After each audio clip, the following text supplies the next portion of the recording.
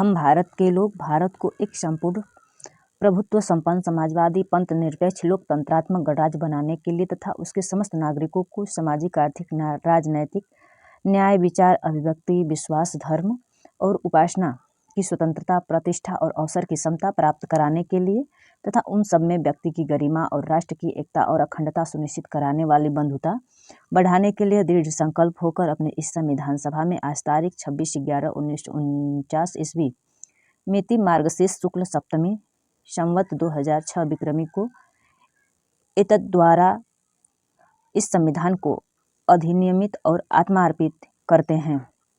नीचे वाला लाइन है, एतद्द्वारा इस संविधान को अंगीकृत अधिनियमित और आत्मार्पित करते हैं। हेलो दोस्तों, नमस्कार, मैं हूं Anju Yadav. Learn with India 2024 की ऑनलाइन क्लास में आप सभी का स्वागत करती हूं। दोस्तों, हम सब मिलकर एक नई पहल की शुरुआत किए हैं, वो है मिनी मैराथन। मिनी मैराथन के माध्यम से हम लोग कंप्लीट जीएस के सिलेबस को कवर कर रहे हैं, जिसमें कुछ को कर चुके हैं, कुछ सब्जेक्ट को, और कुछ सब्जेक्ट को कर रहे हैं। इससे पहले हिस्ट्री, ज्योग्राफी और भारतीय राष्ट्रीय आंदोलन, ये 3 सब्जेक्ट का कुछ प्रश्नों को कर चुके हैं और आज हम लोग पॉलिटी के कुछ प्रश्नों को देखेंगे। इसके बाद पॉलिटी को देखने के बाद इकोनॉमिक्स, करंट अफेयर्स और बिहारी स्पेशल तथा अन्य सब्जेक्टों को भी बारी बारी से देखेंगे। दोस्तों, ये जो प्रश्न है सभी परीक्षाओं के लिए अत्यंत महत्वपूर्ण है। सभी परीक्षाओं में जीएस पूछा जाता है और उनमें ये सब प्रश्न आने योग्य हैं। आज का बिना समय गवाए अपने पहले प्रश्न की तरफ चलते हैं। आज का पहला प्रश्न है, पे नए हैं तो चैनल को सब्सक्राइब करिए और लाइक करिए और शेयर करिए तथा कमेंट करके भी बताइए कि मेरा सेशन कैसा है। आज का पहला प्रश्न है, भारतीय नागरिकता नहीं प्राप्त की जा सकती है जन्म द्वारा, देशीकरण द्वारा, किसी भूभाग में सम्मिलन द्वारा या भारतीय बैंक में धन जमा करके। तो भारतीय बैंक में धन जमा करके भारत की नागरिकता नहीं प्राप्त की जा सकती है। यदि आपका भारत में जन्म हुआ है तो उससे भारत की नागरिकता मिल जाएगा, देशीकरण हुआ है उससे भी भारत की नागरिकता मिल जाएगा, या आप उस देश में किसी भूभाग में सम्मिलित होते हैं तो भी आपको नागरिकता प्राप्त हो जाएगी। लेकिन किसी देश में भारतीय बैंक में धन जमा करने से आपको नागरिकता नहीं प्राप्त होगी। इसका ऑप्शन नंबर डी सही होगा। प्रश्न नंबर 2 है, भूमि सुधार के विषयों के अंतर्गत आता है संघ सूची, समवर्ती सूची, राज्य सूची, इनमें से कोई नहीं। तो भूमि सुधार राज्य सूची के विषयों के अंतर्गत आता है। ऑप्शन नंबर सी सही होगा। प्रश्न नंबर 3 है, भारतीय संविधान की 10वीं अनुसूची का संबंध है किससे है? भारत की राष्ट्रीय भाषा से, अनुसूचित और अनुसूचित जनजाति क्षेत्रों के प्रशासन से, न्यायिक पुनरावलोकन से, दल बदल विरोध कानून से। तो भारतीय संविधान की 10वीं सूची का संबंध दल बदल विरोध कानून से है। ऑप्शन नंबर डी सही होगा। भारतीय संविधान की प्रकृति क्या है? संघीय है, एकात्मक है, संसदीय है, या प्रकृति में संघीय किंतु भाव में एकात्मक है? उपयुक्त में से कोई नहीं, उपयुक्त में से एक से अधिक। तो भारतीय संविधान की प्रकृति में संघीय किंतु भावना में एकात्मक है। ऑप्शन नंबर डी सही होगा। दोस्तों, ये प्रश्न बीपीएससी द्वारा पूछा गया किसी न किसी साल का प्रश्न है और ये बीपीएससी टीआरई 3 को टारगेट करके बनाया जा रहा है वीडियो, और आप लोग ईमानदारी से इस सेशन से जुड़कर अपने लक्ष्य को मजबूत बनाइए। 5वां प्रश्न है, भारत में प्रजातंत्र इस तथ्य पर आधारित है, संविधान लिखित है, यहाँ मौलिक अधिकार प्रदान किए गए हैं, जनता को सरकारों को चुनने और बदलने का अधिकार प्राप्त है, यहाँ राज्य में के नीति निर्देशक तत्व हैं। तो भारत में प्रजातंत्र इस तथ्य पर आधारित है कि जनता को सरकारों को चुनने और बदलने का अधिकार है। ऑप्शन नंबर सी सही होगा। ऑप्शन नंबर सी सही होगा 5वां का।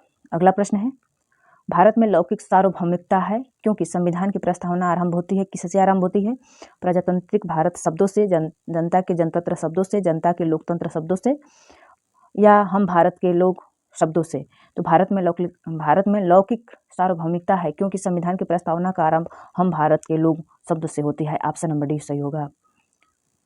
दोस्तों, मैं इस क्लास सेशन के शुरुआत में जो पढ़ रही थी तो आपको समझ में नहीं आ रहा होगा कि मैं क्या पढ़ रही हूँ। तो मैं भारतीय संविधान की प्रस्तावना को पढ़ रही थी और उससे भी हमारे प्रश्न परीक्षाओं में बनते हैं। देखिए, यहाँ पे बना है कि भारत में लौकिक सार्वभौमिकता है क्योंकि संविधान की प्रस्तावना आरंभ होती है किससे? प्रस्तावना जब आप पढ़ेंगे तो वहाँ पे लिखा है हम भारत के लोग। आप लोग वीडियो के अंत तक बने रहिए, मैं प्रस्तावना को वीडियो में एक बार और बढ़िया से बताऊंगी, पढ़ूंगी। प्रश्न नंबर 6 का ऑप्शन नंबर डी सही होगा। प्रश्न नंबर 7 है, भारतीय संविधान की प्रस्तावना में भारत को किस रूप में घोषित किया गया है? तो भारतीय संविधान की प्रस्तावना में भारत को एक सार्वभौम समाजवादी धर्मनिरपेक्ष प्रजातांत्रिक गणराज्य के रूप में घोषित किया गया है। ऑप्शन नंबर सी सही होगा। ये भी प्रश्न प्रस्तावना से ही आया है। प्रस्तावना में एक लाइन दिया है, एक सार्वभौम समाजवादी धर्मनिरपेक्ष प्रजातांत्रिक गणराज्य, गणतंत्र। तो ऑप्शन नंबर सी सही होगा। प्रस्तावना से भी हमारे परीक्षाओं में प्रश्न बनते हैं। भारतीय संविधान की प्रस्तावना के सिलसिले में निम्नलिखित में से कौन सा सही ऑप्शन है? तो सबसे सही ऑप्शन नंबर डी है, सार्वभौम संपन्न सत्ता संपन्न समाजवादी धर्मनिरपेक्ष जनवादी गणतंत्र। ऑप्शन नंबर डी सही होगा। संविधान को अपनाया गया था संविधान सभा द्वारा, ब्रिटिश संसद द्वारा, गवर्नर जनरल द्वारा, भारतीय संसद द्वारा। तो भारतीय संविधान को संविधान सभा द्वारा अपनाया गया था। ऑप्शन नंबर ए सही है। भारतीय संविधान को संविधान सभा द्वारा अंगीकृत किया गया था। कब किया गया था? तो 26 नवंबर 1949 को अंगीकृत किया गया था। यह भी संविधान की प्रस्तावना से ही प्रश्न बना है। सीमा सुरक्षा बल की स्थापना कब की गई थी? तो 1965 में सीमा सुरक्षा बल की स्थापना की गई थी। भारत के प्रथम विधि विश्वविद्यालय की स्थापना अगस्त 1987 में कहाँ हुई थी? तो बेंगलुरु में हुई थी। ऑप्शन नंबर सी सही होगा। चीन की समाचार एजेंसी का क्या नाम है? तो चीन की समाचार एजेंसी का नाम न्यू चाइना न्यूज एजेंसी है। ऑप्शन नंबर सी होगा। चीन की समाचार एजेंसी का नाम न्यू चाइना न्यूज एजेंसी है। ऑप्शन नंबर सी सही होगा। एमनेस्टी इंटरनेशनल एक संगठन है जो जुड़ा है, किससे जुड़ा है? मानव अधिकारों के संरक्षण से। ऑप्शन नंबर बी सही होगा। निम्न में से कौन संयुक्त राष्ट्र की सुरक्षा परिषद का स्थायी सदस्य नहीं है? तो फ्रांस, ब्रिटेन, चीन ये अस्थायी सदस्य हैं, जबकि जर्मनी नहीं है। ऑप्शन नंबर ए सही होगा। 14 अगस्त 2007 को संसद द्वारा भारतीय संविधान के संशोधन के उपरांत अब अनुसूचित जाति को सूची में जातियों की संख्या कितनी है? तो 1206 हो गई है। ऑप्शन नंबर बी सही होगा। प्रश्न नंबर 17 है, भारत में ब्लॉक स्तर पर बनी पंचायत समिति केवल है, क्या है? ये प्रशासनिक प्राधिकारी है।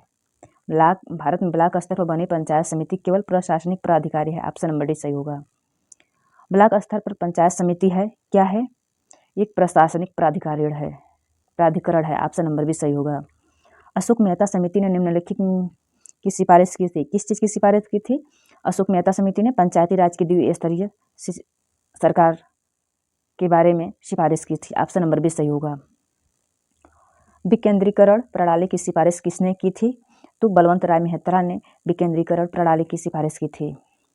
प्रश्न नंबर 21 है, निम्नलिखित विशेषताओं में से केंद्रीय शासन व्यवस्था के लिए कौन सा सही नहीं है?